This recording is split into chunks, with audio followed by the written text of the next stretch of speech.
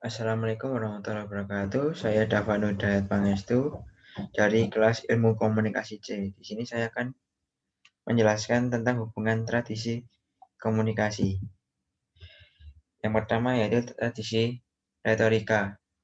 Contoh saya ambil yaitu berpidato. Kenapa saya ambil berpidato? Karena berpidato memberikan pengaruh pada orang lain agar bersedia untuk mengikuti kemauan yang diinginkan orator secara sukarela dan meyakinkan kepada publik.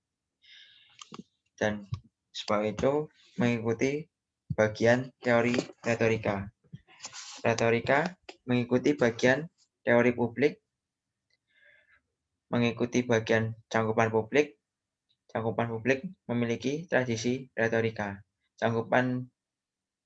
Tradisi retorika memiliki 3 cangkupan, yaitu cangkupan publik, cangkupan interpersonal, dan cangkupan massa.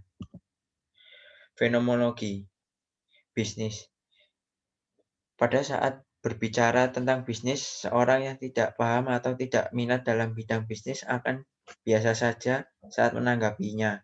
Misalnya hanya sekedar bertanya secara umum atau dangkal seperti produk apa dan harganya berapa.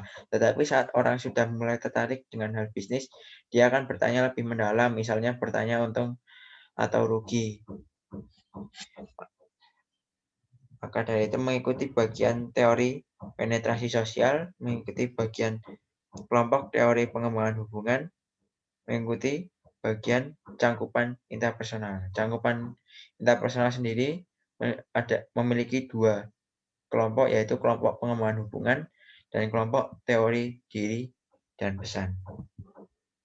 Tradisi sosiopologis, nikah beda daerah.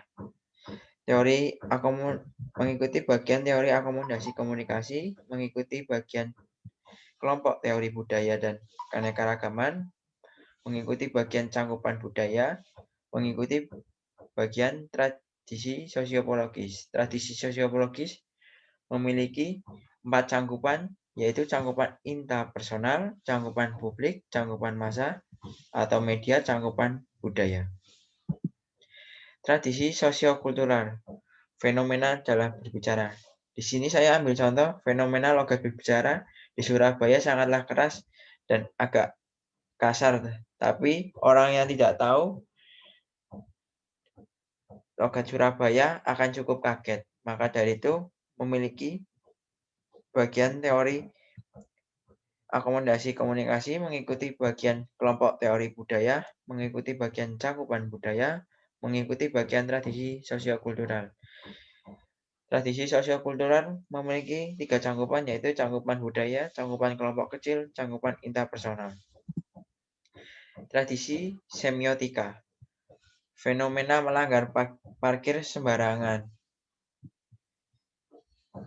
Itu yaitu simbol atau tanda melalui interaksi yang ada di publik.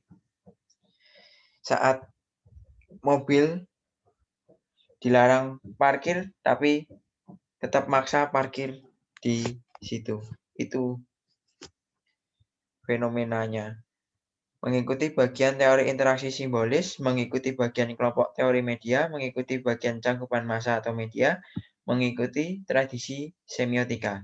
Tradisi semiotika sendiri ada 3, yaitu cangkupan budaya, cangkupan massa atau media, cangkupan interpersonal. Tradisi sibernetika, konten sosial media. Maksud dari konten sosial media yaitu mengomentari orang lain di platform sosial media, yaitu bisa TikTok atau Instagram. Maka dari itu mengikuti bagian teori ekologi media, mengikuti bagian kelompok teori massa, mengikuti bagian cangkupan massa, mengikuti tradisi sibernetika. Sibernetika sendiri ada 3 cangkupan, yaitu cangkupan publik, cangkupan interpersonal, dan cangkupan massa. Tradisi kritis kesetaraan gender. Berarti kita harus berpikir secara idealis. Maka dari itu mengikuti bagian teori sudut pandang feminis, mengikuti bagian kelompok teori budaya, mengikuti cangkupan budaya, mengikuti tradisi kritis. Tradisi kritis sendiri memiliki 6 cangkupan, yaitu cangkupan retoris publik, cangkupan budaya, cangkupan massa atau media, cangkupan interpersonal, cangkupan organisasi, dan cangkupan kelompok kecil. Sekian dari saya. Wassalamualaikum warahmatullahi wabarakatuh.